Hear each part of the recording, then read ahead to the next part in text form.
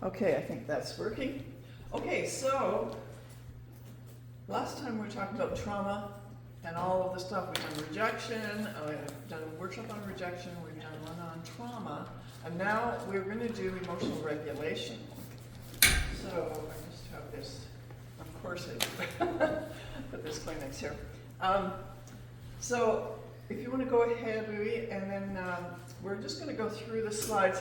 Somebody just commented they need glasses to read your notes, and I get that, but to do one slide per page takes a lot of pages. So put your glasses on, get a magnifying glass, and there's a few slides that I'm including today that you actually won't have here. There's a couple more added, so you might have to put some notes on as well.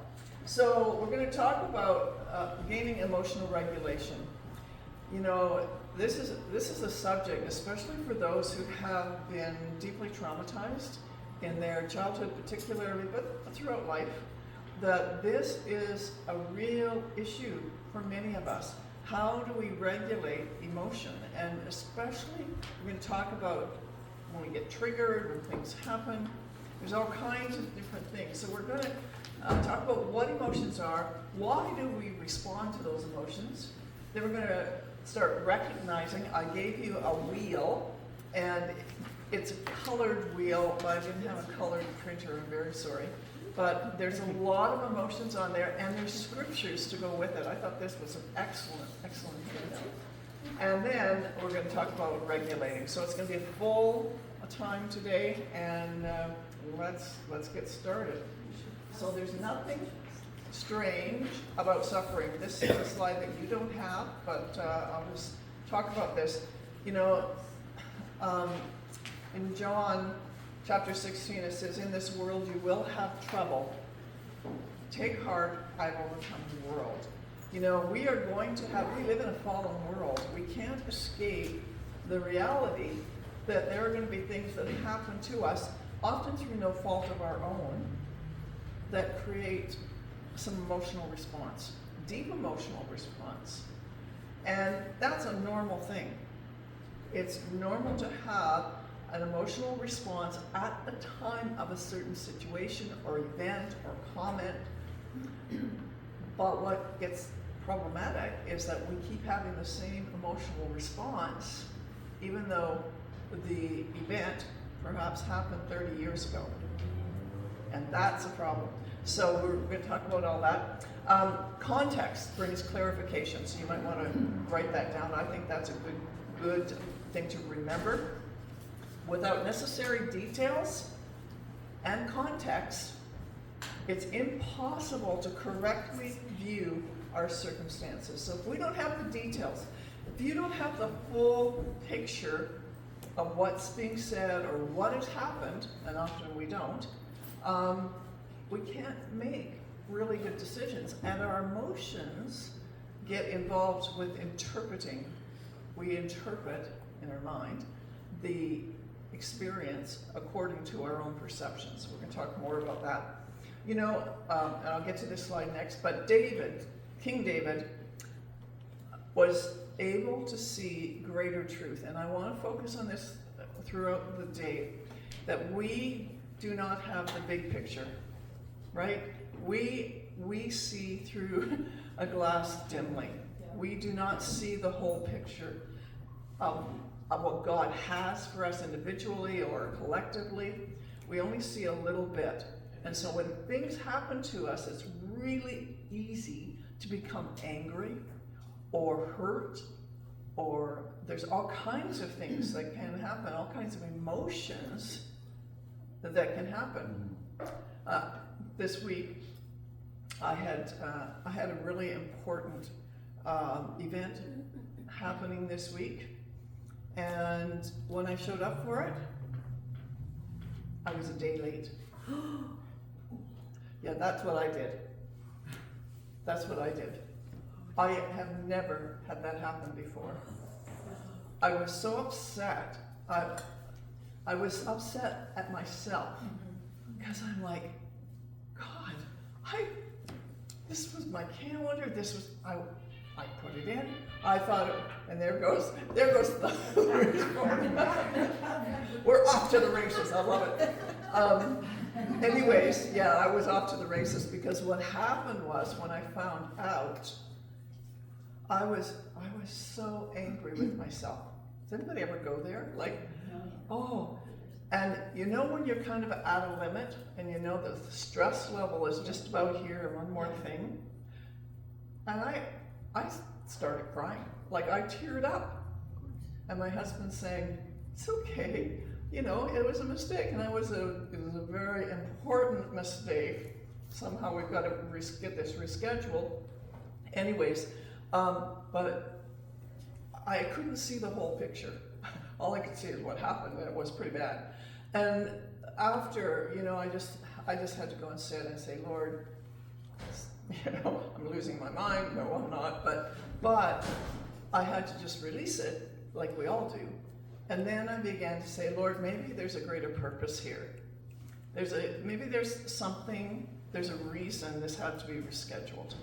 You know, maybe there's some other people that needed to be in there that weren't going to be there the first time. And so we have to begin to see the bigger picture. But King David saw the bigger picture. Come on up, folks. There's some places up here. He saw the bigger picture. He saw a greater truth, because this is what he said: you come to me with a sword, a spear, and a saber, but I come to you in the name of the Lord of armies. He came under the anointing of God, because God has shown him the greater truth. And sometimes, or most of the time, I think we need to slow everything down so that we can actually listen and hear what is God saying in the midst of circumstances. So I'm glad other people gasped, because that was what I did. I'm like, oh my goodness. Okay, let's talk about what emotions are for. First of all, they tell us we have a need. So we covered a little bit of this last time, maybe a little bit in rejection, but not too much. So sadness tells us we've lost something or someone very valuable. There's so much purpose in emotion. And then they direct our thoughts, right? So the emotion happens very quickly and the thought comes. It's almost hard, well, it's very difficult to separate the two. So our thoughts are directed, though, by our emotions. And because we feel sad, our mind keeps going back throughout the day to the loss. So that day, I kept going back and kicking myself a little bit and then going, sorry, Lord, I need to quit beating myself up about this. But you know how emotions do that? They take us back to what has happened. Our thoughts keep going back. And then the emotions give meaning to our thoughts. Now, here's a caveat. Our emotions give meaning to our thoughts, but they're not always accurate, because they're based on our perceptions of the situation and the context, whether we know the whole context or not. So they can be very inaccurate, especially if we're having an emotion that is actually being triggered by something that happened 30, 40 years ago. So sadness may tell us I'm sad and alone, and then we add because I'm unlovable. Right? Does that make sense? We add our own perceptions. You know, I'm feeling sad, and this is why I'm sad. And it's based on previous experience, but it's also based, on the current perception. Go back to that movie for a second. Then we get our response comes, because emotions, they challenge us to respond. So, and everything happens like this, right? Because when I found out what had happened, there was an emotional response. The thought was, oh my goodness, how could I have done that? And then this kind of thought, and this is a pervading thought that I've had in the past many times, that was so stupid. And then the next part is, you know what the next thought is? Come on, I bet you somebody can say this. I'm so stupid. Exactly. And if you remember from when we did the rejection workshop, that was an issue for me because my dad constantly told me I was stupid.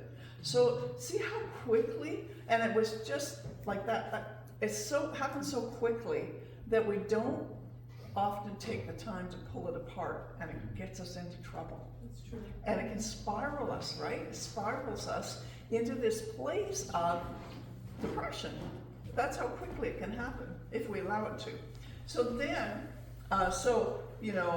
our sadness might involve, let me comfort you, or see the responses from others, because it triggers a response in ourselves, and then it triggers a response from others who are around us. And it can be, so if it's sad, that's the emotion we're talking about, let me comfort you, or you've been sulking all day, what's the matter with you? Because people respond in different ways. Now, my husband said to me, when I walked into the living room and told him what had happened, he looked at me and he says, well, I can't really say too much about that. I've done similar things. And it kind of de-escalated things for me a little bit. Mm-hmm. We're all in this together, not the other, but we're in this emotional place together. And, he gave me a hug, and that was it. And except that I kept ruminating on it through the day. And then I had to start taking action to rebook everything. So, okay, we can go ahead. So you may never, this is another slide, sorry folks, I didn't have time to print them out, so this one you won't have, but you may never have seen really good emotional regulation. Oh, you have that one? Yeah. Oh, okay. Oh, good. So that's important that you understand that you may never have had that. You may lose control when you experience triggers for negative situations that have happened in the past, and you may experience physical changes. So, here's what happens with your emotions. If you are exhausted, right? Hungry, if you had a drop in blood sugar, those kind of things, or if you're sick, your emotions can be like this, and we have to be able to understand that we're emotionally viable in those situations. And I know sometimes about 2 o'clock, 3 o'clock in the afternoon, if I've forgotten to eat, which sometimes I get busy and do that, and all of a sudden I'll be going, I feel funny. Yeah, funny. Like you need to go get something to eat. I've figured it out now. But also emotionally, there's like, I just don't feel good. Like I'm usually irritated at some level. And so that's just a normal thing that happens to all of us. And understanding that about your spouse, about yourself, about your spouse, about your children, people in the workplace, helps us kind of go on the waves a little bit better. But individuals who experience intense emotions can find themselves calm one moment and then sad or angry the next. And those kind of up and downs are really what we want to see, we want to talk about a little bit today, but we want to help you regulate. And I've given you some sheets there, we'll look at those later. So let's go to the next one. We can develop wrong conclusions about ourselves or others. Oh, I had those slides inverted, sorry. So that one we've done. So we can have wrong conclusions because of something that happens emotionally with someone else, and they don't explain what's going on. And I mean, some people are able to, they are able to self-regulate, and we self-regulate best when we know ourselves, right? When we know what's really going on internally. And people who aren't kind of in touch with their emotion, and I'll call it in touch with your emotion, I'm kind of a byline, but don't have a great ability to explain what's happening right in the moment. And that's really important because other people they aren't mind readers. They don't know what's going on for you unless you tell them. And so we have to use our words, you know, when you're talking to little children, Serena, you know, and they're taking a temper tantrum and you have no idea why, and, you know, you're trying, you know, talk to a 4-year-old and you have no idea what's going on. And, you know, sometimes you would say, well, let's use your words and, you know, let's talk about what you're feeling. What's happened or what happened to you? And then it all comes out as a rule with the young children. Adults aren't as quick to respond. Like, we can tell ourselves we need to do this, but we get in habits and we have expectations, especially with our spouses and family members, that they really will read our minds. We don't have to tell them what we're thinking, what we're feeling. They just should know. So I want you to take that and I want you to stomp it on the ground and put it in that thought. And just, you know, put it really, scrunch it into the floor. It's a lie. Nobody should be expected to know what you're thinking and feeling. That is just so much responsibility you're putting on somebody else. And odds are that it happens both ways and you don't like it the other way. But you really can't, you don't understand what's happening until you start thinking about, okay, this is what's going on. Now I want to just say something here because it's our flawed perspectives of the situation, right? That create this perception of what is happening, and we don't always see that clearly. But the reality is we have to start somewhere. When you start to begin to, number one, identify what you're feeling, really, really important. And this doesn't come overnight if you haven't been doing it. You have to practice. You know? It's like doing the hokey pokey. Put your left foot in. Yeah, you know, we have to practice something that's very foreign to us sometimes. Because it means that we have to take time and make time and take time to talk things over and to talk about what we're thinking and what we're feeling. And that's not always comfortable. And now I want to say this, sometimes there's situations that you don't get a chance to do that and it's not applicable. But most cases, it really is. It just means that we have to start learning to do that. I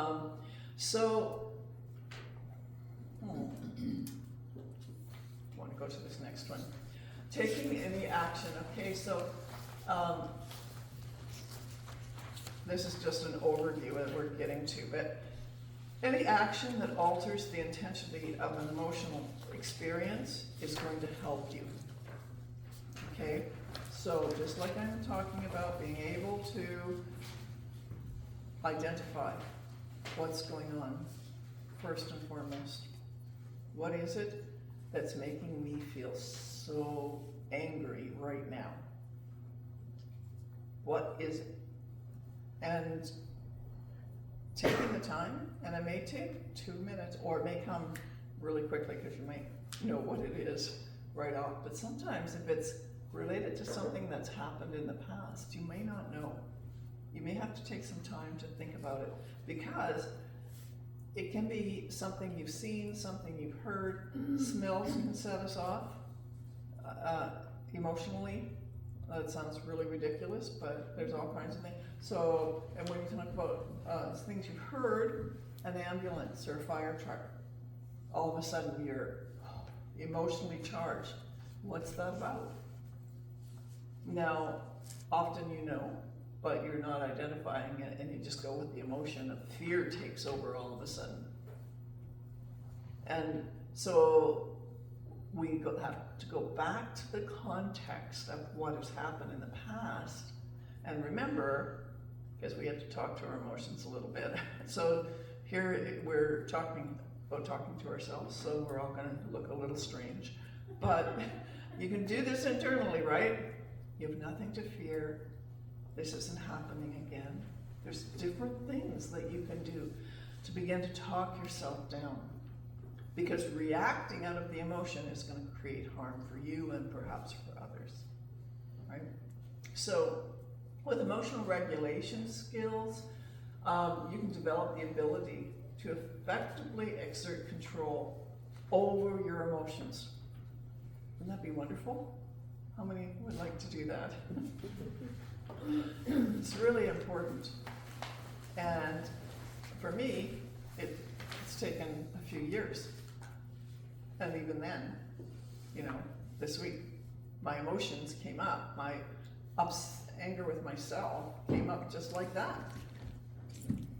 But then it's up to me to deal with it, right? You can't put that on somebody else. It doesn't belong to them. You have to own it. So it's really, really important to do that. Our interpretation of situations is, it's not always right. And especially with spouses, I don't know about you, but I'm trying to think of something I've done recently. Because I do. I misinterpret things. Guess what? Instead of saying, what did you mean by that? I'll just put my own interpretation on it. But that's a really good line to use, is what did you mean by that? People say things in conversation all the time. We're conversing all the time, and usually everything's okay, but all of a sudden, if we're emotionally sensitive that day, or we haven't eaten, we're really tired, there'll be something that triggers us emotionally. If we can remember to ask, what did you mean by that? It will begin to bring things into context, because all you're asking is for context, right? You're just asking for context. Now, if they come back with, well, this is what I meant, and they're angry and blah, blah, blah, you have a choice. You can meet them at that level of anger, or you can just kind of slow it down a little bit, and you can keep it in a place where it's going to moderate, right? You can change the atmosphere around you, literally change the atmosphere around you by developing context. And if that person, perhaps they are angry with you and you see the context and it was something that you actually did, then you can own it. Or you can say, well, you know what, I didn't mean it that way. That's, that's how God wants us to learn to do relationships well together. Okay, primary goals. We'll go to primary goals. This is what we really want to do. We want to increase the positive, the ones of emotions, and we want to decrease negative emotions. So that would be really good if we could always have positive emotions. But I have to say, this side of heaven, that's not going to happen. That's okay. We have to be okay with the negative emotions as well. Remember that the negative emotions are there to tell us we have a need, right? And so if we listen to the need we have and begin to address it, those emotions begin to dissipate.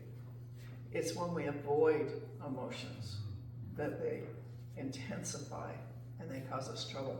So the two kinds of emotions, primary, we have healthy core feelings. So those are the ones like sadness, anger, joy. We have healthy core feelings at a particular moment. Remember, particular moment, this is when an event has happened. And they're adaptive, and they're meant to accomplish the mission that emotions should be accomplishing. Those are primary good emotions. The secondary emotions, and I want you to think about this for yourself, these are reactions and attempts that we make, and we all do it, to manage the primary emotion. Is that confusing? A little bit? I'm going to talk more about it, but I want to talk more about the primary first, and then I'll go to the secondary. But we do things and say things. We have an emotion, so let's take sadness. We're sad. But then we use a secondary emotion. I'm fine. We'll say, I'm fine. When someone might ask us, are you feeling okay? Are you okay today? What's happening? They notice something on your countenance. Think of Nehemiah before the king, before Nebuchadnezzar. Remember when he went to the king, and the king knew him so well. I thought this was an interesting thing. When Nehemiah, he found out about the broken down walls of Jerusalem, and he was so saddened in his heart. So there's a context, right? It's okay to be sad, but it's never okay as a cupbearer to be sad in the presence of the king. It was so unsafe for him to be sad. But God had a bigger context. And the king knew him well enough that he addressed it. Because he said, why is your countenance so sad? I'm paraphrasing. And, Nehemiah could have said, well, everything's fine. I just had a bad day. He didn't. He explained why he was feeling so sad. There is something that happens internally when we begin to actually be honest about our emotions. It's like they start to lift. And in this situation, when we think about Nehemiah, he could have been beheaded. It wasn't really a good situation to be sad before the king. But God works some miracles, right? And the king then asked him a whole lot of other questions, sent him to repair the wall, sent men, sent guards, it was amazing because he was obedient and he didn't hide stuff. He wasn't hiding anything. So we really want to make sure those primary emotions aren't covered up with secondary ones. So, the primary emotions, here we have them. Anger, surprise, shame. Shame is a primary emotion. Nobody wants to talk about shame anymore. We shouldn't feel shame. That's not true. If we've done something that's, we know that is morally wrong, we should feel some shame. It's not that we stay in these things, remember. Hurt, distress, sadness or despair, love, pain, and fear. These emotions are so important to our whole sense of well-being. Well-being, you heard what I said, well-being. When we feel these, we need to address them. We need to identify them for what they are. Lots of people get angry over something. What they don't realize is that they actually feel very hurt. This is probably the most common thing we do. There's hurt, and we misidentify it as anger. Even though anger is a primary emotion, it can become a secondary one very quickly. Does that make any sense? Because we misidentify what we're really feeling. So we feel someone's hurt us by something they said or did, and the first thing that comes up is anger. So really, and it happens very quickly because we don't like to talk about being hurt, right? In the moment, we don't want to talk about it. And so it's much easier to be angry at the person. And of course, whatever is going on escalates because we use anger to cover and mask the hurt. That's kind of one of the most frequent ones that I see. Anger can also mask fear. Think about yourself. Think of when you're in a fearful situation. Now, does that make sense? That if you're feeling fearful, sometimes you can express that fear in anger, because anger is a safer emotion for most people than fear or hurt. It's safer because they can feel like they can defend themselves with anger, whereas if you allow yourself to, number one, feel hurt or distressed, or even to feel fear in the moment, I'm talking about in the moment, then those are vulnerable emotions. and we most often want to cover up vulnerabilities that we have.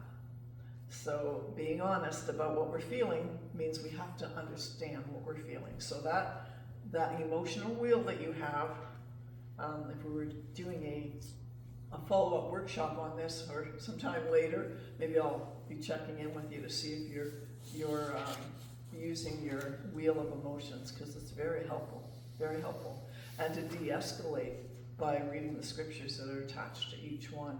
It's wonderful to do that. So here we go back to the secondary and primary and secondary ones. You went the wrong way. So, unless I put it in twice.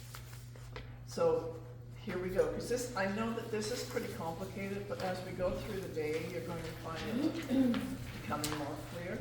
So what you find, so in the center, you're going to see primary emotion, secondary emotion, primary emotion, secondary emotions. So this is the process for clarity and for de-escalation of your emotional, catharsis, that you're not going to spew all over someone else. So first of all, how do I honestly feel in this moment?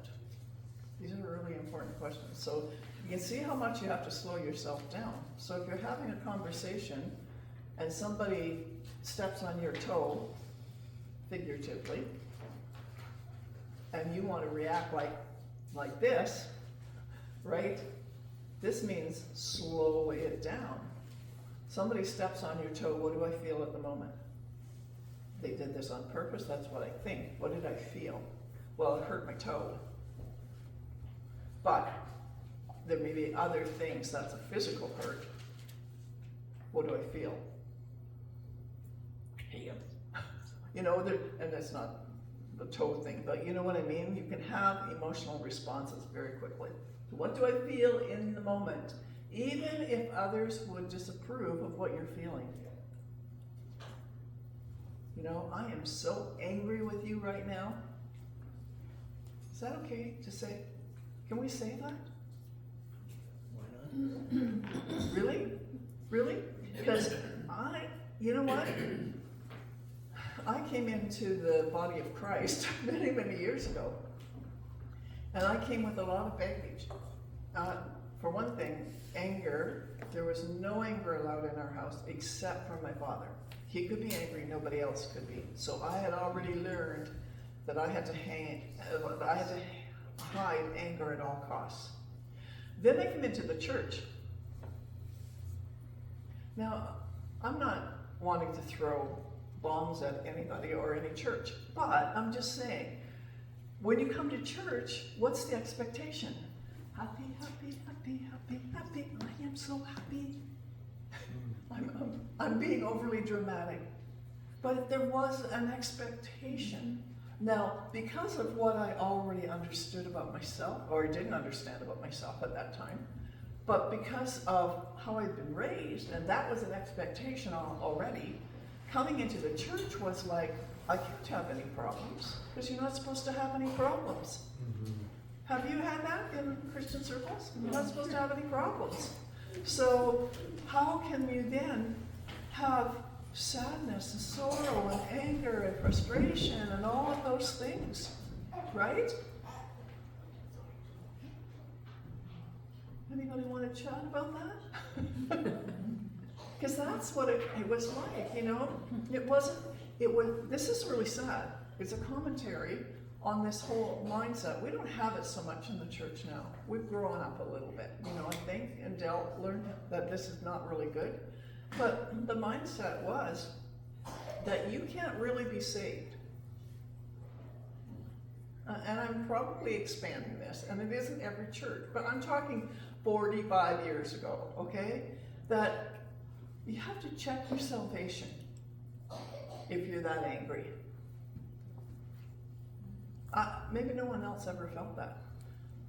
Yeah, and I hid the anger because I didn't feel it was safe to talk about. So it was all in there. And then, there was so much in there because I'd been so wounded. And guess what? you keep packing it in and packing it in and packing it in, and you're not angry, you put on this face, and you're good to your family, you're good to the world, but inside you're dying. Inside you're dying. And then you get to this place where you realize, I can't hold this in anymore. I feel like I'm going to erupt, And we have to look at ourselves and go, okay, what do we believe about emotions? What do we believe about ourselves? What do we understand from our past? It's pretty complicated, really. And yet, God's solution is pretty simple. Be honest. Be honest. Be honest. Because when it comes to the point where God arrests you, and he will, because he has to clean all that junk out, then you're going to be honest. And there will be crying, and there will be weeping, and there will be great sorrow. I'm not talking about the end of ages, I'm just talking about when you come to the recognition of how much your emotion has been repressed and how much you have been wounded by it. And here's the other thing, how much you've wounded others by it, right? Because if we don't really take responsibility for our own emotions, then we're going to be expecting other people to keep the cup full, right? And that's where coming to the Lord and giving it all to him. I mean, that's the good thing about the church. We always talked about sin, but we never really, I don't remember anyways, in those early days of talking about emotional pain and how much that could create sinful attitudes within us and secondary emotions that, when undiagnosed, so to speak, we can hide a lot. We can hide a lot from others. Most often we don't hide it from our families, but God wants us to deal with it. Okay, I don't know where I was there. Even if others, how do I honestly feel in the moment, even if others disapprove? So, one of the things that I often have people do, when I was in practice, I would have them write down. I maybe should have brought that too. I had a chart that they were able to write down their thoughts and the emotion and their response to particular circumstances throughout the day. And some people had it itemized, like they had all kinds of stuff going on, but they were really good at being able to say, this is what I was thinking, and I think I felt that, but I'm not sure, but they were putting things down and as time went on, it doesn't take very long when you're doing that, you begin to say, okay, when I think like this is where my emotions go. Or this situation creates a lot of anger for me. And you begin to start to think, what do I need to change about the situation if it can be changed? Or if it can't be changed, if it's something that has happened in the past and you can't change the past, you can only identify it, you can walk through and forgive, but you can't change the past. You can redirect the future, and how your responses redirect your life. It's amazing, really, when you think of it. What am I afraid others will disapprove of? So when we have those kind of thoughts, for instance, like I used to think I always had to be happy in church, I really thought people would think that I wasn't good enough, I think. I wouldn't say they would think I wasn't a Christian, perhaps, but they might have thought I'd lost my salvation, Not that I ever punched anyone or did anything like that, but I was constantly afraid of other people's opinions. If any of you know me now, oh dear, yeah, how God heals and redirects, because not that I don't think other people can speak into my life, there's two different things, but other people's opinions don't sway what I know to be true and right. That's the difference. What does my body tell me that I feel in the moment? So here we get to, you have your thoughts, you have the emotions, and when you think about the emotion, What is your body telling you? Does anybody have responses to emotions, physical responses to emotion? Do you know what they are? Can anybody share? Headache. Headaches and migraines. Whoa, yeah, big time. Yeah. Upset stomach. Upset stomach, yeah. Gastrointestinal, yes, you feel it. Yeah. Can't sleep. Oh, there you go. I'm tossing and turning again. Yeah, can't get to sleep because your mind's going unresolved. Could it be constant tiredness? Oh, exhaustion, absolutely. Yes. Sleepwalking. Sleepwalking. Now that's an interesting one. Yeah. I'm terrible for it. I'm really terrible for it. For sleepwalking. Sleepwalking, my landlord found me in the field yesterday. So if you are emotionally upset, Yeah, I am. then not only are you not sleeping well, but you're sleeping so well that you're actually sleepwalking. Yes, You're in a deep sleep. There's the other thing you can do too with upset emotions is people just go to bed and sleep. See, it's avoidance, right? All of it really is about avoidance. The headaches, you don't want the headaches, but we've taught ourselves that the headaches are better than dealing with the emotions. And somewhere along the line, and our body reacts and responds to all kinds of, in all kinds of different ways. For different people, it's different physical responses. Sometimes I get something right in here. Does anybody get anything in the esophagus? If I'm feeling really tense about a situation or a circumstance with someone, and more anxiety, I think, for me, it's like right in here. Sometimes it's in my stomach. It moves around. What can I say? But what's your body telling you? What are my thoughts?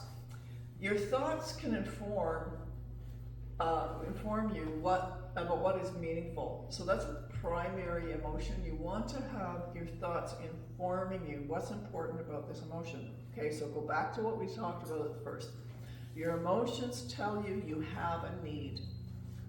I think if you can remember that particular thing out of this, workshop, because you go, like if you're like me, you spend a day, you learn all these things, and you go away, and a day later you're going, oh, well, what should I have remembered? What was really important?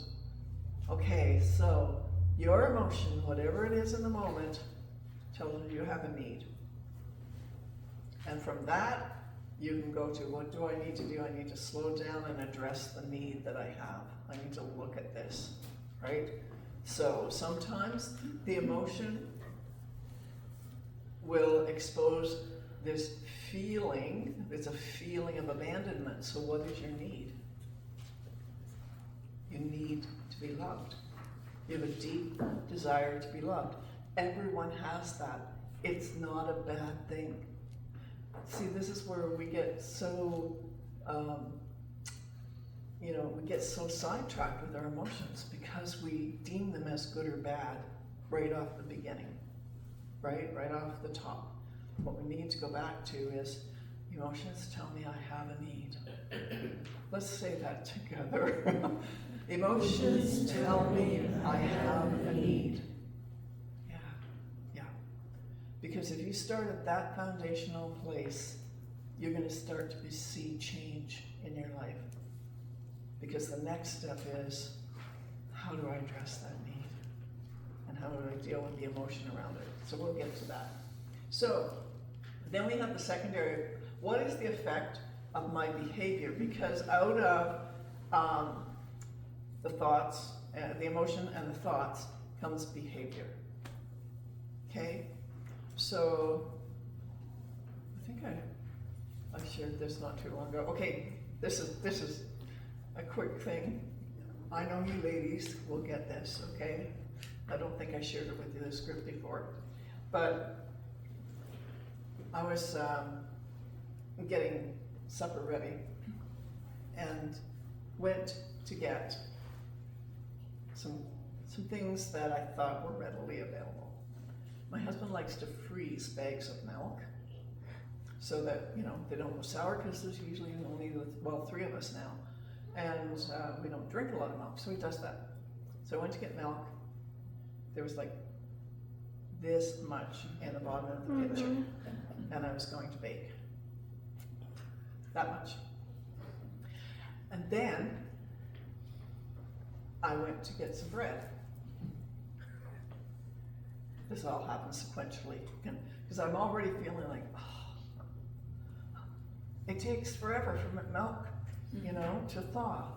Either I'm gonna have to drive into town or I'm gonna have to forget that idea totally.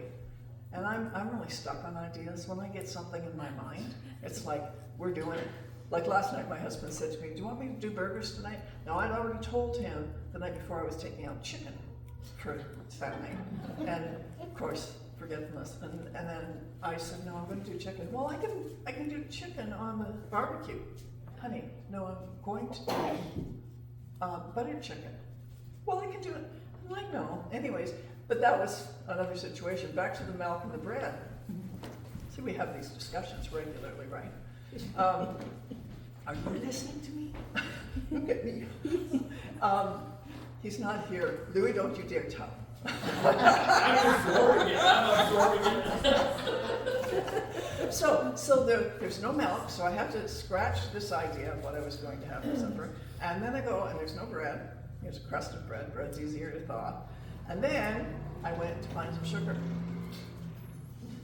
Well, I've got lots of sugar, but it's going to be enough for garage. And I'm already like 3 strikes, you're out, man. And it's only Bob that does stuff, right? Well, no, Matthew does too.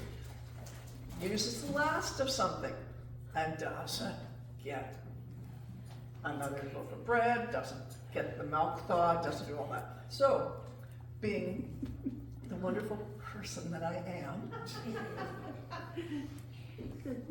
Bob came into the kitchen. I'm like, by that time, right? Because here we have it, the emotion starts. Because I'm thinking, you just do this on purpose, which I know he doesn't. The reality is, he doesn't have a thought in the world about it. He doesn't think about those things, which really ticks me off. Because as women, and if you've been cooking for 50 years, right, Gladys, and you ladies, you always think ahead, right? And the men go, well, you know, like it. Anyway, so I railed.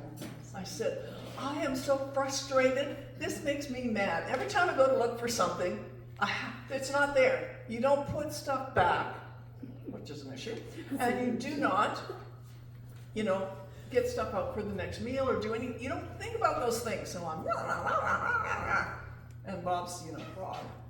He's going, well, I'll go get a loaf of bread, like now, and I'm, don't bother, I'm going to do something totally different. So all of the emotions and the responses, right? Of course, then I always end up eating humble pie. I hate it. but it's those are just little things. But it's the little things that build up, right? And if we don't deal with those things. Number one, I was tired. It had been a long day.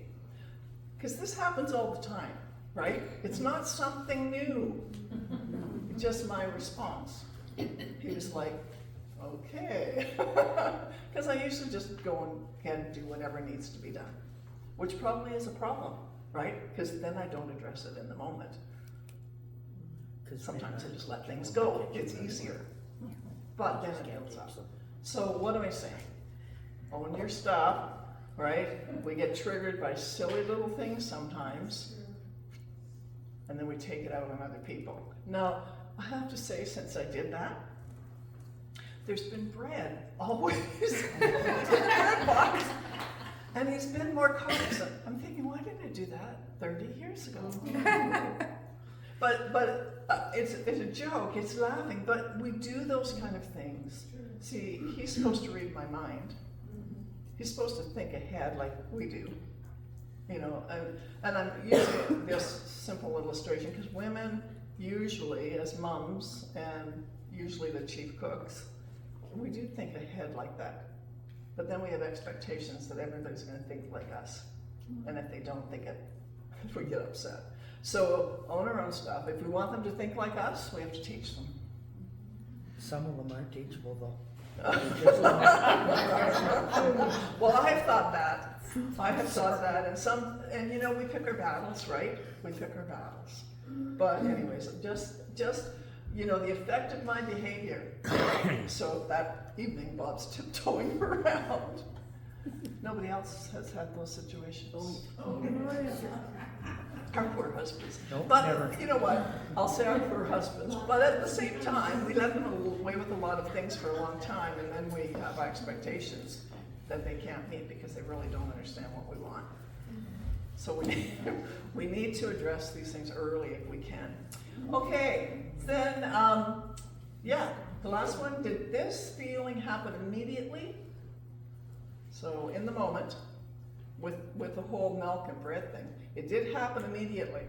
It was a primary emotion, but my thoughts went, you always do this. You never, you know, the always never stuff. And then my emotional response was not like an in the moment response should have been, right? Because it was already like, there'd been years of this feeding into it and not dealing with it. Silly. So, okay, let's go to the next one, misconceptions. Okay, we all have perceptions. What we perceive, we believe. Or we can just switch it around. What we believe then will fuel our perceptions. So, seeing emotions as problems rather than reactions. So what are you all going to remember? What's the line you're all going to remember? Emotions show that you have a need, right? So, if you see that emotion as a problem, you're not going to look at it as a need. There's a difference. There's a difference. I felt like, you know, it's this, I think part of, for me, it was like, I felt the need to be respected. You know, just a simple little thing. It sounds so silly, like take the milk out. But I mean, and that won't matter. You know, that'll happen probably again, and I'll deal with it. But I think there's this sense within us that there's something like, you don't care about me, right? There's all kinds of other things that are going on underneath. You don't care about my thoughts. You don't care about my feelings. So we begin to see emotions as problems rather than reactions. That's why we stuff them. Stuff them. And then we see them as vulnerabilities rather than senses. Remember, I was saying this earlier, that to talk about what we're feeling, and I want to say this doesn't mean that you, you know, every time you walk into church or someplace, you want to talk about all your feelings and emotion. No, like, we're not talking about that kind of thing, but to identify them for yourself. And sometimes, you know, hopefully your spouse, you can talk about these things with your spouse, and if you can't, you have some friends. That's why it's really good to have girlfriends, you know? Yep. People you trust and love and that you can just share some stuff with. And I would really encourage you after this seminar that you do that, because we need to look at our emotions as part of our senses. You know, it's okay. We have a need. Then seeing emotions as barriers rather than doors. You know, so what happens? We all erupt from time to time. We do things that we aren't really proud of. Or we have the emotion and we stuff it. So here's what happens to me if I'm stuffing emotion. If I had stuffed it instead of expressed it over the bread and milk, then, and the other thing I just remembered was the butter. There was no butter on either. It was everything, like all the staples, right? But in the past, there's many times I've stuffed, right? And what do? Well, usually I huff and I puff. You know, I'm like, so frustrating. You know, but I don't sing it out loud. I'm just kind of, or I'll set the table, but it's bang. I'm not enough to break a plate, but you know how okay, nobody else can be, oh, you do, I'm good producer. I like to Thank you, I have a kindred spirit here. Slam the cupboard. Oh, yeah, slam doors, let's not do that very much. But I put too much effort into kind of making myself known, my frustration known. I mean, I used to do that quite a bit because I didn't feel safe. In my first marriage, it was not safe to express my emotion. So all that has to come out somehow. So yeah, slam the cupboard door a little harder, do something, walk, or I would just go into the bedroom or do something. Avoid. And what does that do? Nothing. It does nothing except actually make it worse. Because the next time you do it again, and you do it again, and you do it again, and you're getting angrier and angrier. And the person doesn't know. As a rule, sometimes they may know what they've done, but lots of times they don't, because they don't have context. Sometimes you just have to tell them what's really eating you inside. And that's not always easy for some of us, but it's good for some of us. It's good because once you begin doing it, it's easier the next time. It's easier the next time. And so I didn't huff and puff this time. I just let it out and said, you don't ever do this, I got angry. But then I apologized. And there was change. There's some change. Whether it will be consistent change, who knows? That's okay. It's okay. No one's perfect, right? But we just keep kind of getting those things to the surface so we can deal with them. Okay, and then, so we see our emotions as barriers, and then sometimes we see emotions as obstacles. Obstacles that will keep people from loving us, right? If we really show our emotion or talk about our feelings to someone we love, we're afraid that they'll reject us. Especially if we've had a lot of rejection in the past. So our misconceptions are there. It's important that you think, I hope when, over the next week or so, you'll go through your notes again, because I think it's important to kind of remind yourself. So let's go to the next slide. I think this one is really important. If we have dishonest responses to emotional pain, there are some things to look for. Number one, we get angry rather than sad. So we're sad about something. Perhaps we've been triggered by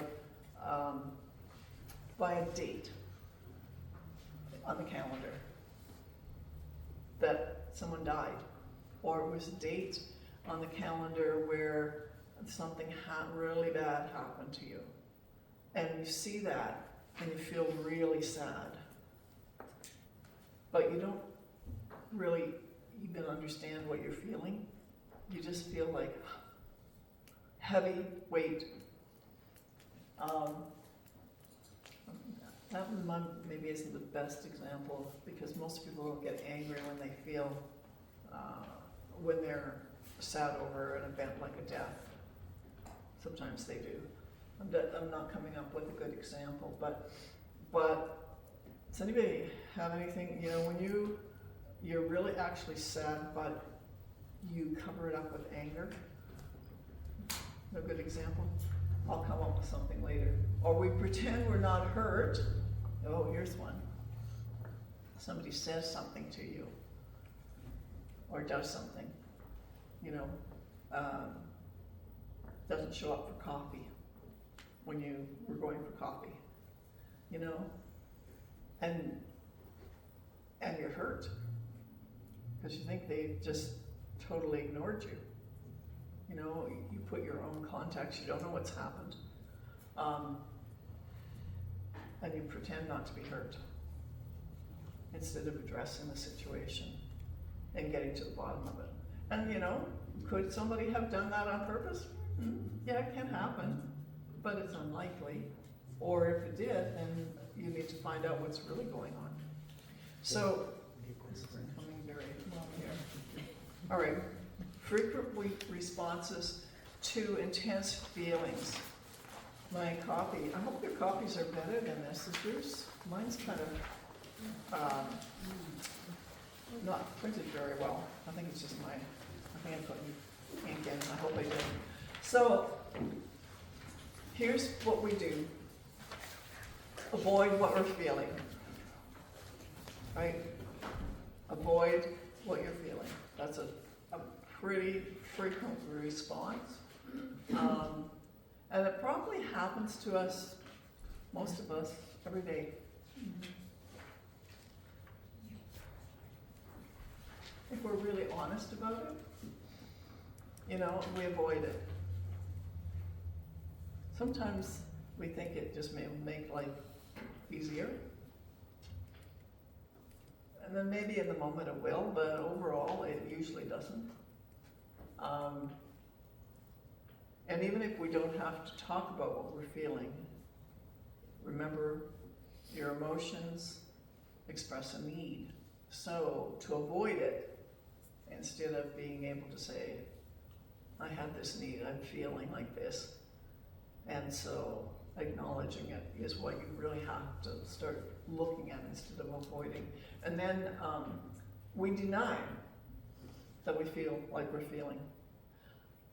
I won't even ask how many of you have ever done that.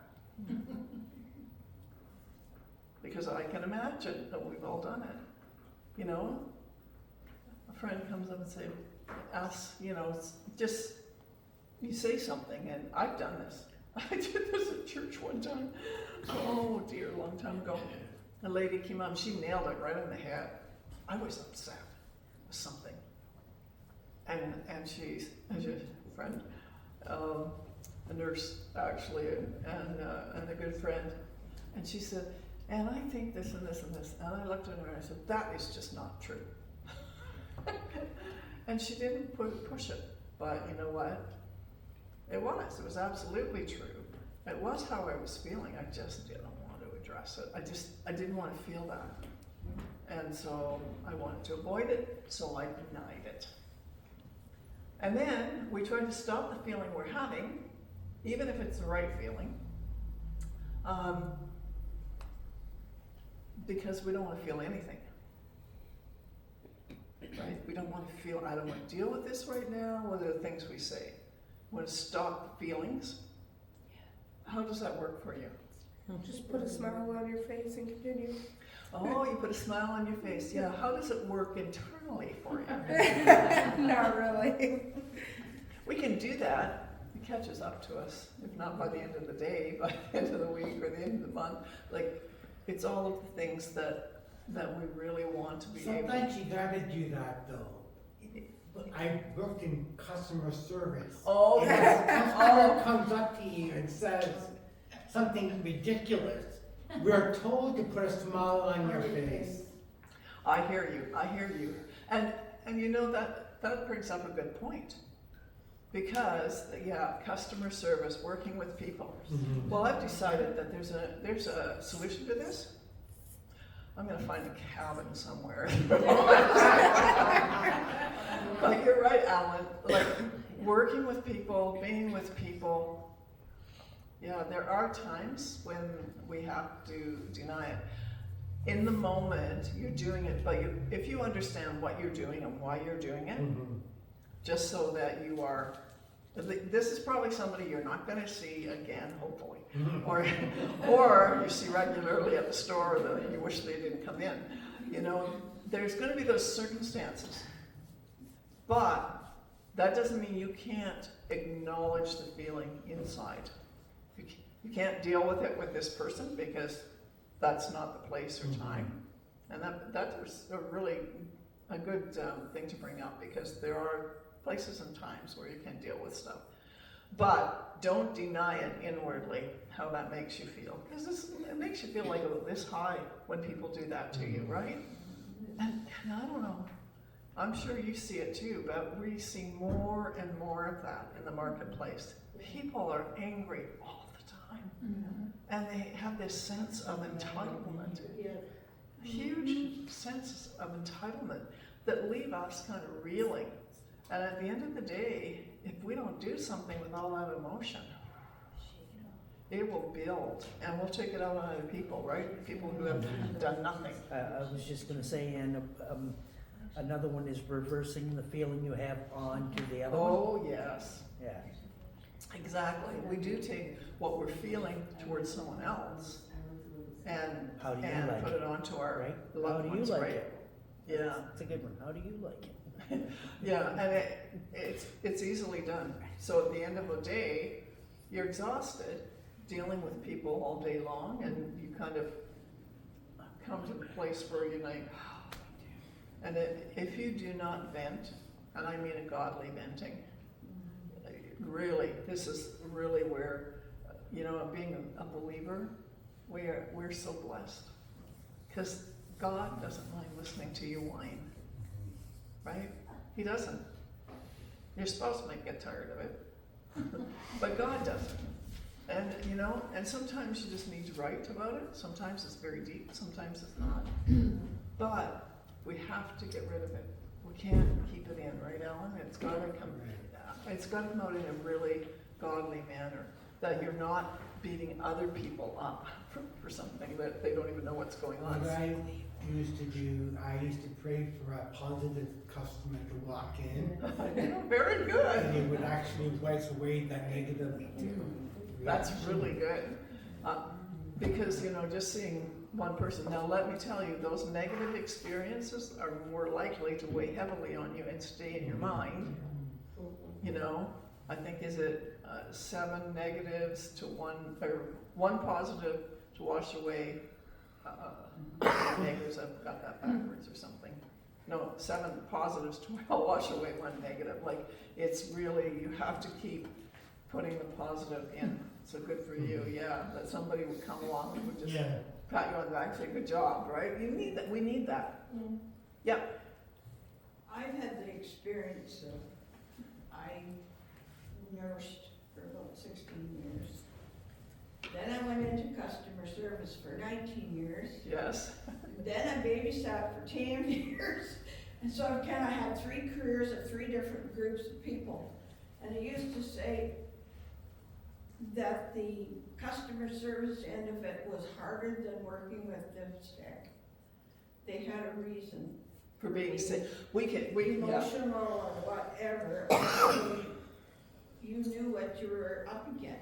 You went to the customer service, like Alan says, you never knew what you were going to get. Yeah.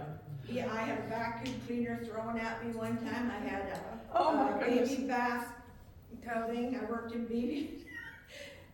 People, you can't, I always used to say, what's wrong with these people? They're walking around. They're on 2 feet. They're able to, I worked with the sick that couldn't. So see, you have We contacts. guys are so cute, and you have to work with their emotions. Oh, yeah, they have lots, because they come with them. So it's quite an experience.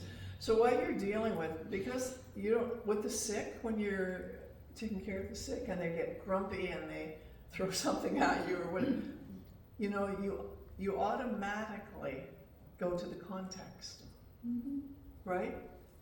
And you make excuses for their behavior, which sometimes that's okay, most of the time. Sometimes it's not. Sometimes if they throw something at you, it's never okay, right? But you understand because you have context.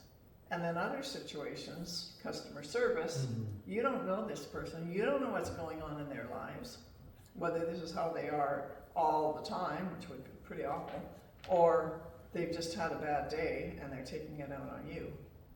We don't have context. That's why in a relationship, we need context. We need to understand, so that if your spouse comes home and they've had a hard day and they're not dealing with it very well. And some of us wear our emotions on our sleeves. Some of us put them really deeply down. And, you have to kind of go, pull that out, And we need to help people to, what is it that you need? What's going on for you right now? I like that line. You know, someone's really upset with you, what's going on for you right now?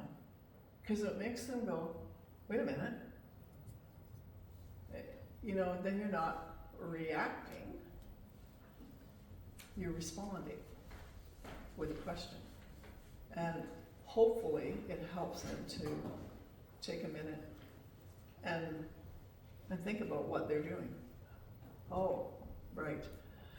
Okay, I'm just really tired. Or I'm hungry, I just need something to eat. You know, something like that. What's going on? Okay, so the invalidation of emotions, we try to stop feeling the feeling we're having, or then we tell others we feel something that is different from what we're actually feeling. Yeah.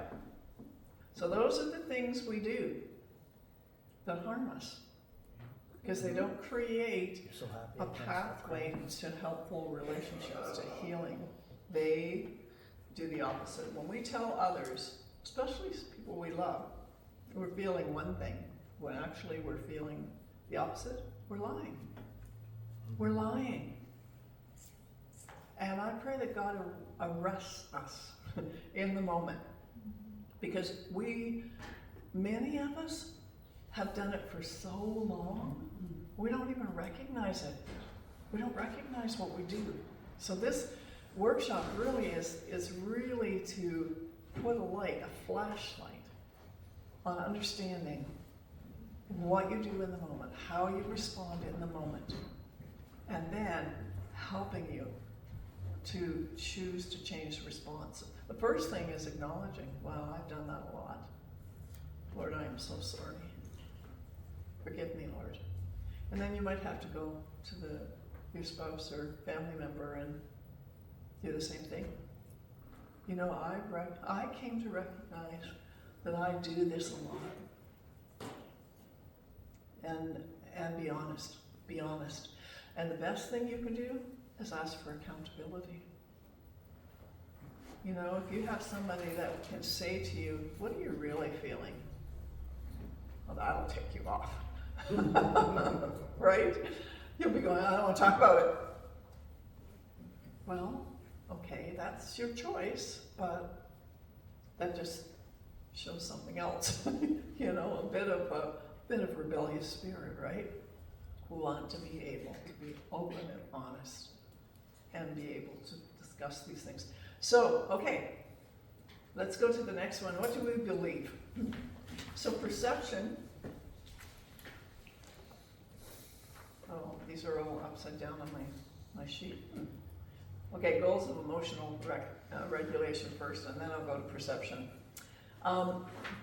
So we talked about this, understanding your emotions, being able to watch and label them. So back to the wheel. Watch and label what I'm feeling. It really means that you have to start putting effort into thinking about what you're feeling. And then allowing exposure to your emotions as helpful sources of information. So remember, they tell you you have a need, so if you are exposed and allow that exposure to the emotions, you're able to feel them and not shut them down, then you're going to increase the adaptive responses, the correct responses. So many of us, I mean, I think all of us at some point have wanted to shut our emotions down. And I'm not just talking about in that moment when you're confronted in customer service. I'm talking more about the emotions of deep hurt or pain that we've felt because someone we cherish has done something to us. You know, the thing about customer service or in the marketplace, we don't know this person. We don't have any relationship with them, so even though they can rail on us, it doesn't have the same effect that if someone we love does that.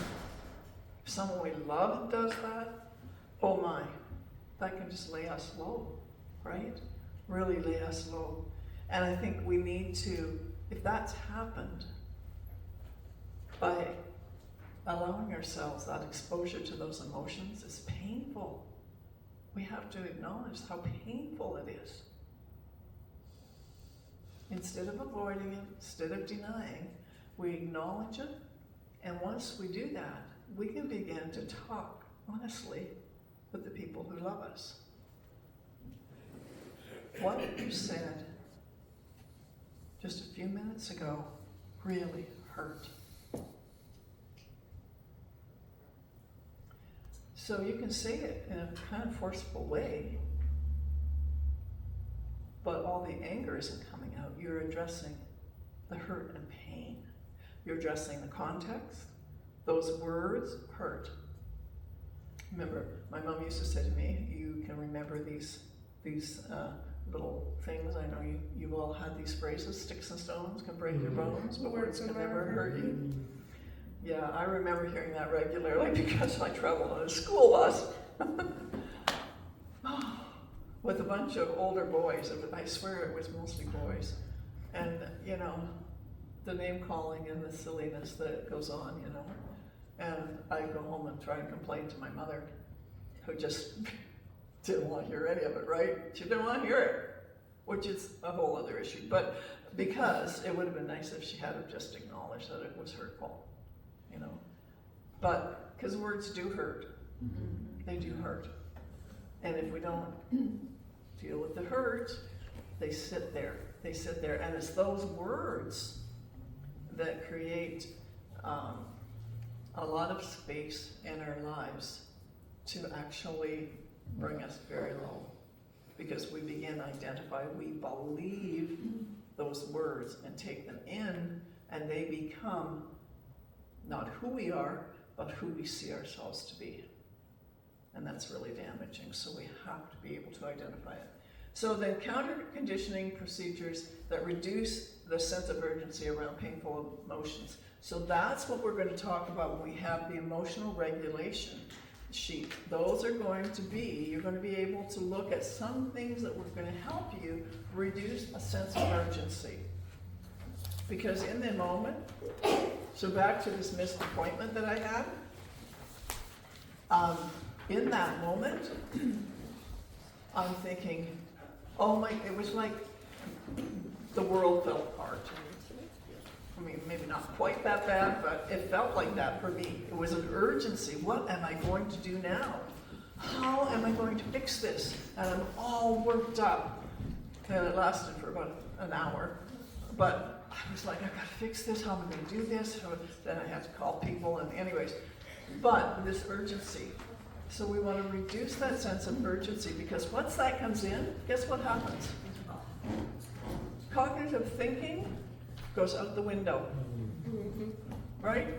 You can't plan, you can't address the situation. It's like your competency level went somewhere, right? Because the sense of urgency about this emotion that you're feeling due to a situation shuts you down. So we want to, okay, take some deep breaths. This is going to work out okay. God, even though I messed up, you've got a plan. We don't know it, but we know you're a good God. You know, there's so many things that we can say to ourselves in the moment that begin to de-escalate. And then the urgency begins to lessen, and we're actually able to think and plan the way we should. Okay, next one. Yeah, there's your wheel. So, emotions tell you you have a need. Good. Emotions tell you you have a need. Okay, so in the center, I feel. And then you have these levels of feeling, right? And all of the feelings that are in the circle. So this is really good. This is how I feel. So you can start practicing this at home. Don't we all want to do this right away? We want to practice, right? I feel hateful. You may not want to tell someone you feel hateful and right off. You might want to start with something a little less. But, jealous. You know, that makes me jealous. Or I just covet what that person has. You know, there's all kinds of things that we do. I'm looking for something. Oh yeah, the good ones. Valued. So here's the other thing. Let's talk about positive emotions when someone does something. That's as important, probably more important even, that we actually talk about how we feel in the good things. You know, cherished, cheerful, all of those good things. So these are going to help you. The core emotions are there. Fear, anger, strong. Well, that's an interesting one. That's different than some of the other core emotions that we talked about. Happy, and what's that last one? I can't see. Calm. So they have different core emotions on this one. But sometimes what I find when you first begin to do this, you can identify only I'm happy, sad, angry, mad. That's the extent of your emotional descriptions, because we're not used to this, right? And we don't know how to identify under that. We're just either angry or we're hurt or we're, sad. Those are the ones we talk about. But when you begin to say, I'm really annoyed, because maybe you're not super angry, but you're annoyed. What is strong? You're like, are you Samson or what's going on? Well, strong in the sense that I feel important, I feel kind, I feel it's a good thing. Yeah, confident.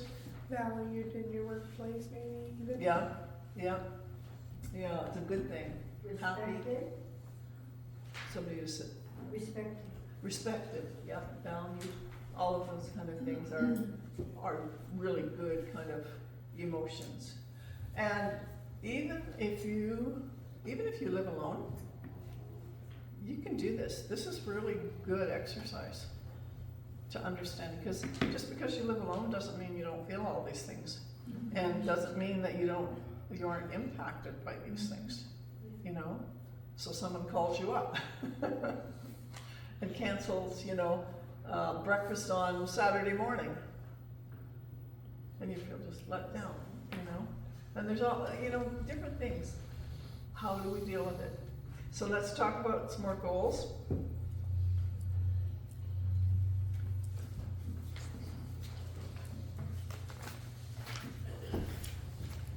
So increase awareness of the current experience and reality.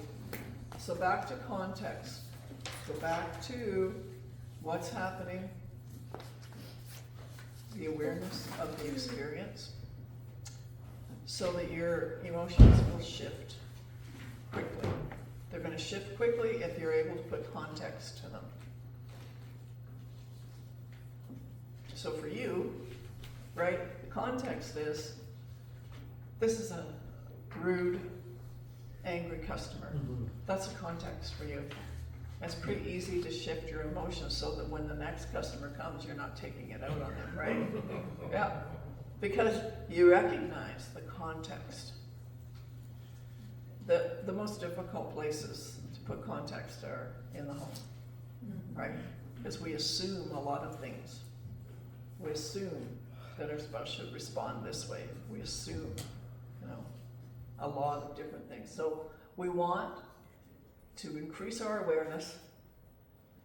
We don't want to be emotionally all over the place. We want to reduce that.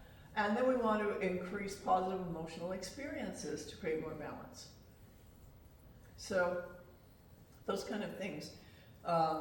When you think about what you were talking about, Alan, you couldn't really create a positive experience out of that, but you were praying that the next few customers would be positive, and so you're looking for the positive, you're not expecting. See, sometimes our emotions set us up to have expectations that the next person's going to treat us the same way, or we're gonna get this, or we're gonna get, right? Instead of expecting good things, because we condition ourselves to expect the worst.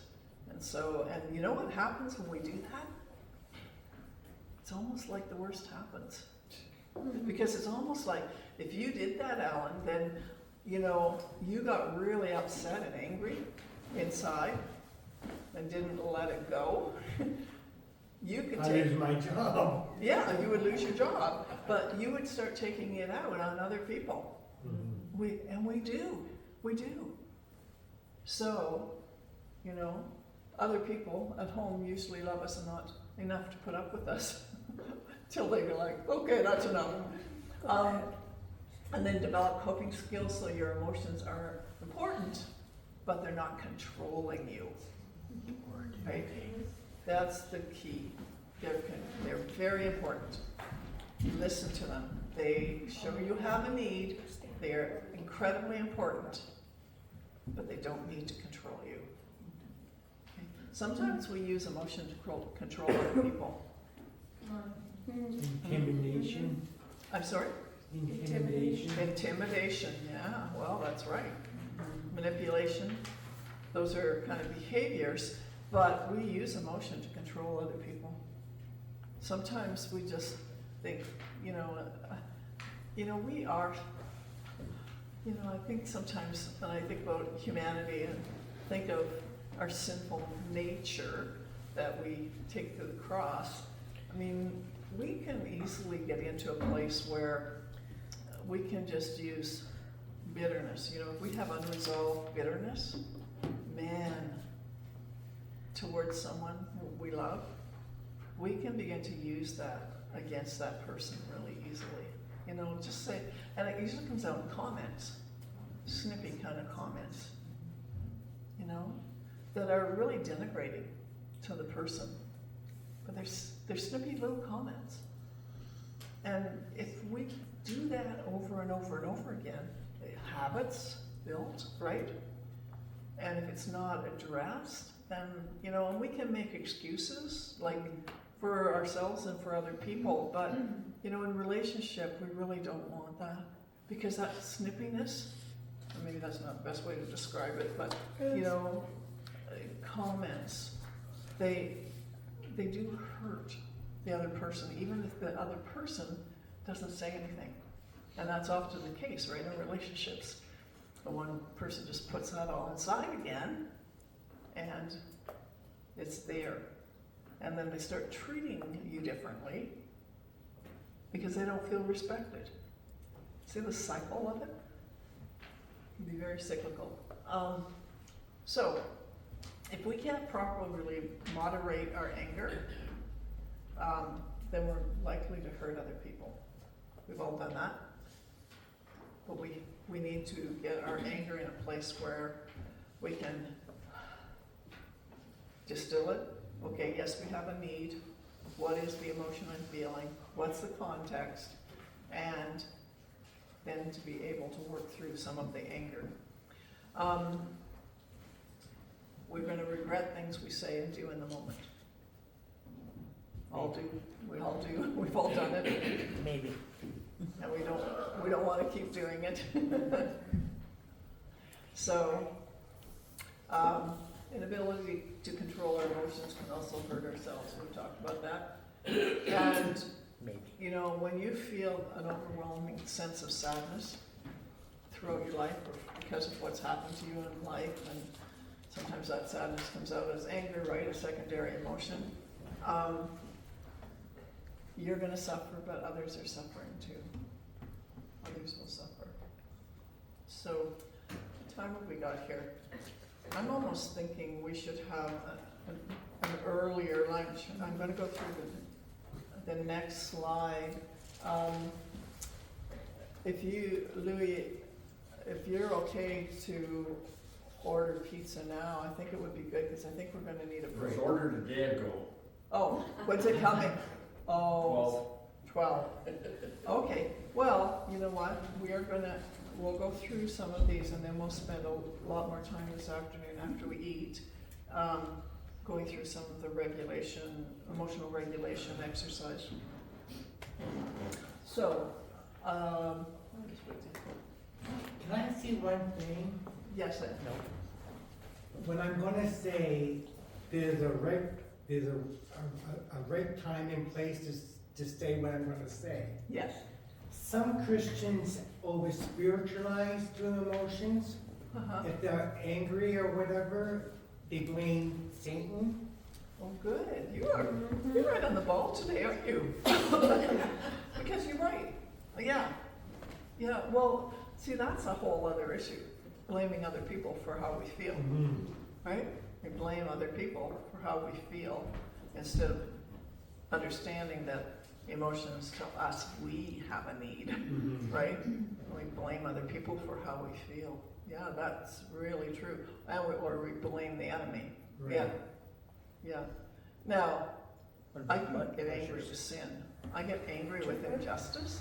It's okay to be angry and sin not, right? I used to say that to my kids at the end of the day, you know, when I'm praying for them before we went to bed. They went to bed and we'd read That's a good one. a Bible story or whatever, and one of them was just feeling a little hostile, you know, say, remember, you can be angry. You can be angry at your brother or sister. You can be angry at me, but at the end of the day, don't go to bed angry, because the Word of God really says, be angry and sin not. How do you do that? Well, you identify it, right? The anger. Why am I angry? Well, I'm angry at this situation, or I'm angry at this person because they said this and that. You know, we're identifying it, then we're taking steps to address it on our own, internally. You know, Lord, I don't want to be angry like this at this person, but we need to discuss this, right? And yeah, and not blame other people. Here's the other key. Well, emotions tell you you have a need. It's your need. It's not somebody else's. Your emotions don't belong to anyone else but yourself. That's why you are responsible. Oh, I just nailed it, so there we go. Heard this one a million I'm times. sorry. What about the button pushers? Was we supposed to let them push and push and push? Yeah. You can No. keep doing pushing the buttons with other people, and you know what? You know, people will do that with you. Yeah. they Joe will. But- what's the button? What are they but- pushing? Exactly. Here's the bottom line. But if you get a button pusher that knows your button, With button pushers, which are probably spouses, right? Because we know each other well. Your emotions are still your emotions. And your responses to situations are your responses. So yeah, if you're from you're right, Texas, but Yeah, maybe the other that- person I should didn't know say this what's- was what's easy. gonna come out. so yeah, if Yeah. you're from Texas, you can't get your assault rifle. Obviously, they don't care. Oh, I'm sorry, just a minute, too much noise. Too much noise over here, I have to hear this. What did you say? I said if you're from Texas, you can't get your assault rifle and head to the mall and take out your frustration. No. No. No. Be angry and sin not. And for all of us, we have to work through that. There's Lord, good anger teach though. me. What's that? So there's good anger. Oh, that's what I'm saying. Yeah, there is good anger. You know, anger can be a great motivator. It is. Actually, years ago, it was a really good motivator. When I was angry, do you know what I did? I cleaned. Yeah. The house was always spotless. Yeah. It was spotless. Now, other people will go and, you know, do the other, they'll kind of go, I'm not doing anything. You know, they just kind of go somewhere else. But no, I cleaned. So the more angry I was, the cleaner the house was. Why you got a clean house? Not now. But you know, You come and visit it. no. Now I only clean out of Push your necessity. button, right?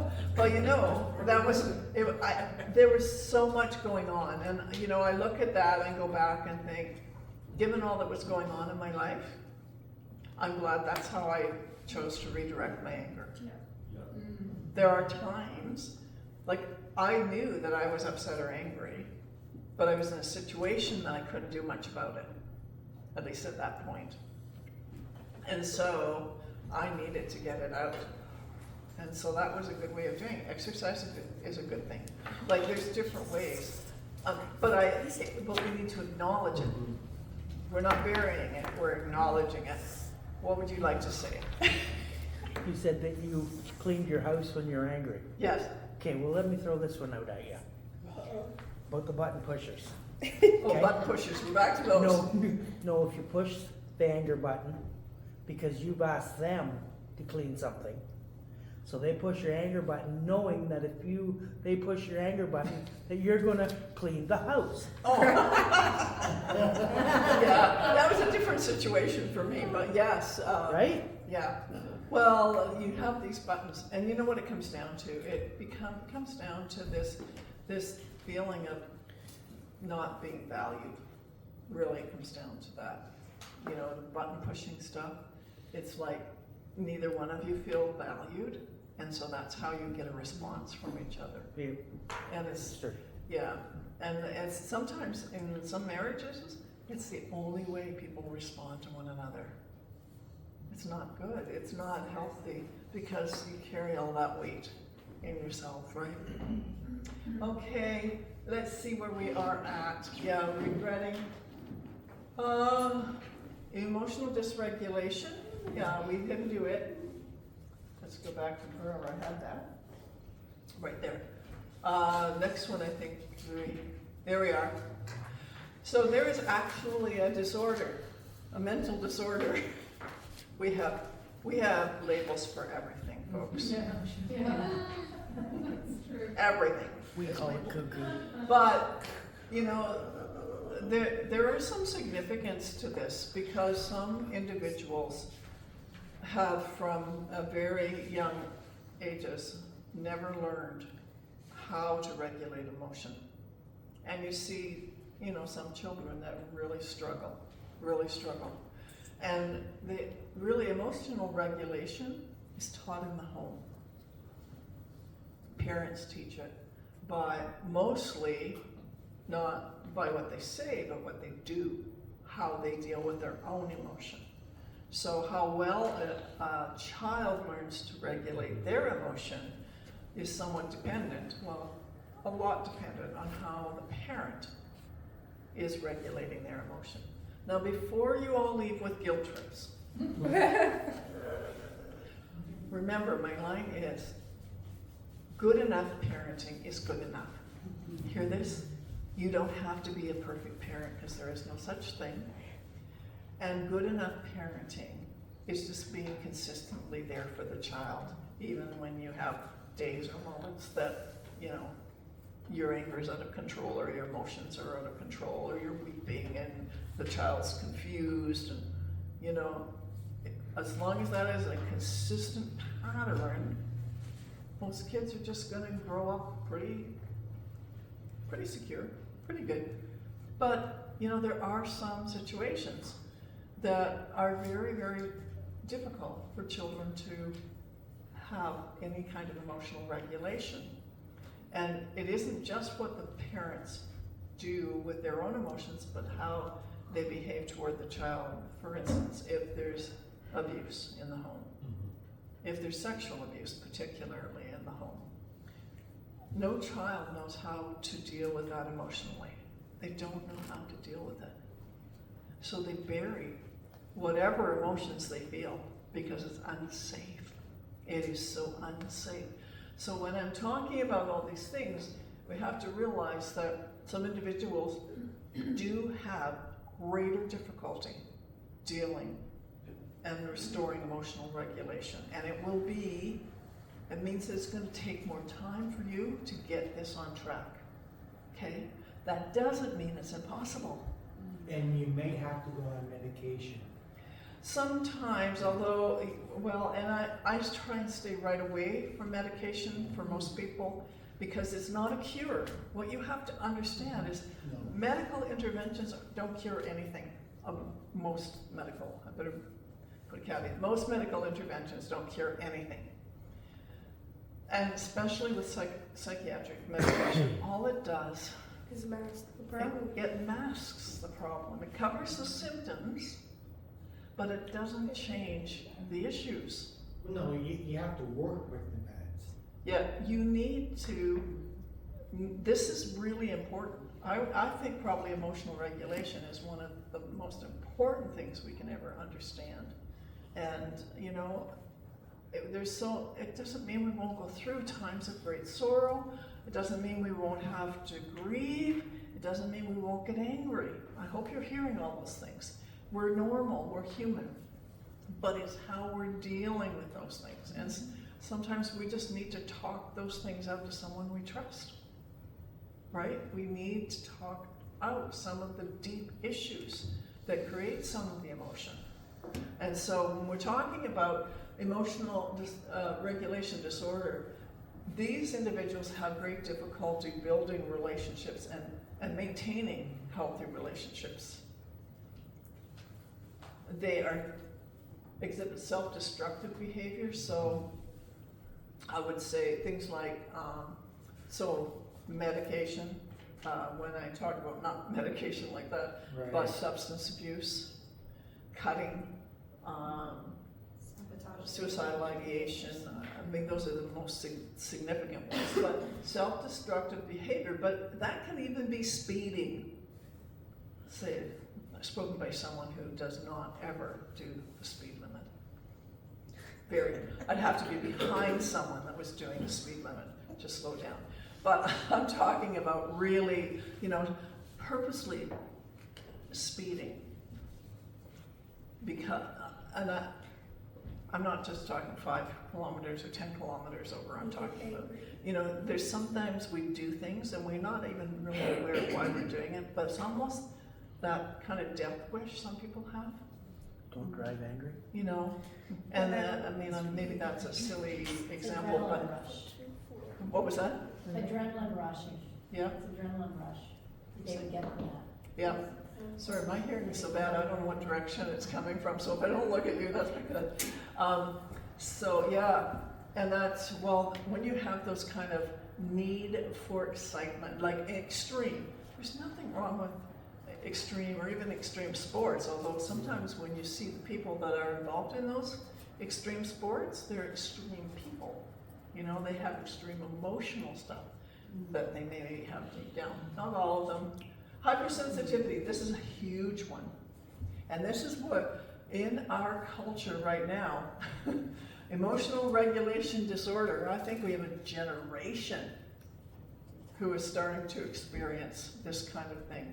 Because we have lost this idea that we should have an expectation that children should begin to control their behavior, that they should delay gratification. You know, we I think, well, this is in another context, I say this all the time, that we're creating the greatest mental health crisis we've ever seen. Well, we're doing it at so many different levels. And part of this is that we're allowing individuals to actually become so hypersensitive to normal things that their emotions are, you just say one wrong word, and they are like exploding. I think it comes under this category, quite honestly. Frequent meltdowns or temper tantrums. When you see adults having this, you know we've got some problems. And just to acknowledge it. Is it okay to have problems? Yeah, it's okay. You know, I had a meltdown over the bread. Don't do that very often. But yeah, there's those times, outbursts of emotions that are displaced onto someone who didn't cause harm. So we're talking about this. And when we talk about a disorder, you usually have to have many of these before you can be diagnosed. So take a breath, you're probably not there. And if you are, talk to me later. Are you talking about if somebody in your past has hurt you, and somebody else says the same thing, and you reflect that hurt on that person? Well, that's one way of doing it. Yeah, I mean that's the secondary kind of emotions that you're feeling, right? Because you had one experience 20 years ago with someone, and this new person comes along and says or does something very similar, and you reflect that emotion. Exactly, but it's, this again comes back to you understanding what's my need here. My need is I have some unresolved emotions that probably are still stirring there for it to be triggered, right? And then you have this need that comes up unregulated very quickly that you want to lash out at this person. Of course, the person that is saying or doing whatever is happening and they don't know, they aren't aware of what happened to you, and they don't know that what they said just triggered something really deeply. And so you lash out at them, what happens? They get mad at you, they walk away, the cycle. So that's why understanding what's going on and bringing it into context and be able to apologize humbly. Emotional regulation disorder can also accompany other mental health issues. Absolutely.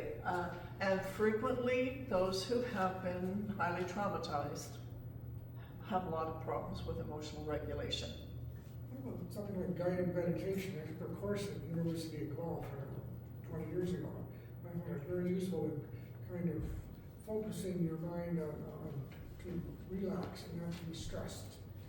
You ever experienced any of that yet, or have you? Well, focusing your mind to relax.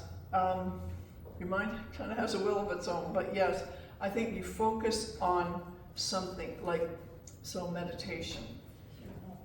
Meditate on the Word of God. Read the Psalms. The Psalms are wonderful. Have a scripture that you can go to. My favorite one is Philippians 4:4-8. Think on these things. First, it starts with, I would have my Bible with me. In everything be anxious for nothing. Good for you. Be anxious for nothing, in everything with prayer and supplication. Make your requests known to God. Isn't that a great way to start? And then he goes down in verse 8 and says, and think on these things, whatsoever things are kind and pure, and I don't know the list, but there's a great list. And I know my son has it taped on his mirror. I'll have to remind him to read that again. Yeah. But it's a wonderful list. Train ourselves. It's our responsibility to train our minds. So, Alan, you're doing an awesome job today. And so are you. Great. Okay, so if you can really, kind of look at that list and go, wow, I've got a few things happening here, then you need to know that there's some serious relational, emotional issues that you're struggling with, and you probably already know that. What you do about it is the next step, right? Being able to address the need that you have. And it looks pretty, sometimes I want to say that it feels like it's complicated. That's not the right word. It does look complicated. It isn't that complicated once you begin, but it feels like it takes a lot of effort. And that's what discourages people from trying to regulate their emotion, because it does take some effort. It's like any habit that we have grabbed onto in life, and if we want to change, we're addicted. Some of us are addicted to our emotions, literally. We like the feeling we get when we get really angry. We're addicted to that adrenaline. Or we're addicted to sadness because it gets us attention. Yeah. We're not, it becomes this way of navigating, but almost manipulating others throughout life. That's ungodly. It's ungodly. So to be able just to go back and identify, here's what I'm thinking, here's what I'm feeling. Now what do I do with it? Right? What do I do with it? You begin to de-escalate. The minute you start identifying what you're feeling is when you really begin to start the work. You identify it, and then place blame where it needs to there needs to be blame. There's nothing wrong with that. This person really hurt me 45 years ago. Okay, that's fine. Not good, but it's acknowledged. I'm still feeling that hurt 45 years, and I'm still feeling it. That's not good. That's not how God created us to be. He created us to deal with the hurt. Sometimes though we were children, right? When it happened, so we never got the opportunity to deal with it. Now is the day. It starts now. You start dealing with it because you'll live another 45 years and you'll still be having it swirling around inside. And you know what happens to unresolved hurt and anger? What's it create? Anybody know? Assault charges. I'm sorry, I didn't hear that. Paula said assault charges. Okay, so for anybody that's watching that, Paula said assault charges. That's hilarious. But, you know what? It creates a bitter root, right? Hard. Your heart gets hard. Yes. Very hard. Very, very hard. Very hard. And you know what? At that point, God will take extreme measures to get your attention. He may break you. Yeah. How many have been broken? We've all been broken-hearted. Sometimes we get hard-headed with our broken-heartedness, and then God has to go. You know, He humbles us, because that's what it comes down to, humbling us. So, I don't know if I want to leave off there, that's not the positive news, but I just want to encourage you, because just because something happened a long time ago, and you think, oh well, that's, you know, it's all over with. If you still have emotion, if you still get angry when somebody says something about something and it hits there, or somebody does something, or any of those kind of things, you get angry or you get sad or hurt, then you're still experiencing emotion related to an incident all those years ago. And those are all secondary emotions, and they will get you into much trouble. So dealing with those, you may have to deal with them, you know, that's why counseling can be so helpful, you know, dealing with those emotions. And then over the course of time, it really is a process of letting go, of forgiving the people who have hurt you. And you know, that's what it takes. That is much easier said than done when we've been deeply wounded. But it is so important, because once that bitter root starts to grow, it's like it can take over your life really quickly. So we don't want that. Well, let me close in prayer, and we're going to have lunch, and then we'll come back for a few more slides, and then we'll do some other work. How's that? Father God, thank you for this morning. I thank you for your goodness to us. And Father, I just pray that if our emotions have been stirred, God, that you would just speak your peace right now over us, God. Speak your peace. Thank you, Jesus. Would your Spirit just come? Oh, there's beautiful Spirit in this place right now. I can feel it. Oh, pour the warmth of your love into every person here, God. I thank you for that. Encourage them, Lord. Encourage them. Because we're looking for you to set us free and to heal the brokenhearted. In Jesus' name, amen. Amen. Thank you. Drinks are back there. Pizza's coming. Shut this off.